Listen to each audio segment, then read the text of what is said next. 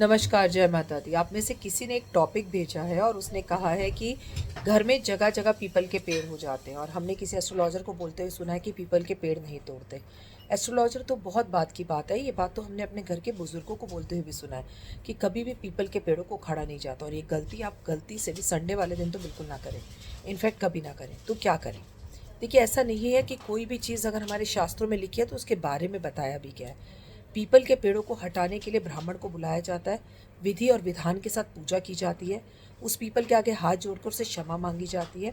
उसे उखाड़कर दूसरी घर पे दूसरी जगह पर लगाया जाता है।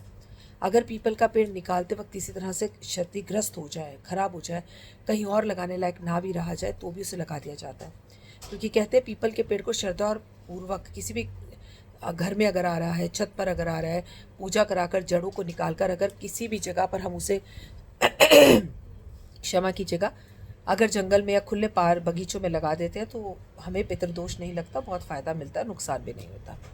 एक बात और आपको बता दूं, ये काम आप किसी शास्त्रों की पूरी तरह से और संस्कृत की पूरी तरह से नॉलेज रखने वाले पंडित से ही करवाएं। और अगर ये कराना संभव हो तो ये ज़रूर कराएं, लेकिन इसके साथ साथ जब हम पीपल का पेड़ पूजा करवा कर निकाल कर दूसरी जगह लगा रहे हो, इसके साथ साथ कम से कम 2 नए पीपल के पेड़ भी हमें ज़रूर लगाने चाहिए। और पहले ये कोशिश करनी चाहिए कि जिस जगह पीपल का पेड़ आ रहा है उसकी जगह को जानने की कोशिश करें। होता क्या है, हम पूजा पाठ करवा कर वहाँ से पीपल का पेड़ हटवा देते हैं, दूसरी जगह लगवा भी देते हैं, कोई प्रॉब्लम नहीं है, लेकिन कुछ दिन बाद वहाँ पर पीपल का पेड़ फिर से आ जाता है। तो ऐसी जगह पे प्रॉपर तरीके से सीमेंट लगवाइए, एक बार उखड़वा कर पूरी जड़ें अच्छे से निकाल लीजिए, क्योंकि पीपल का पेड़ बार बार आता है। और डर कर कोई भी काम करने की ज़रूरत नहीं, श्रद्धा और विश्वास के साथ कीजिए। जब आप पेड़ को निकाल कर दूसरी जगह पर लगा रहे हैं, किसी तरह का अत्याचार नहीं कर रहे, कोई गलत काम नहीं कर रहे, तो आपके साथ भी कोई गलत काम नहीं होगा।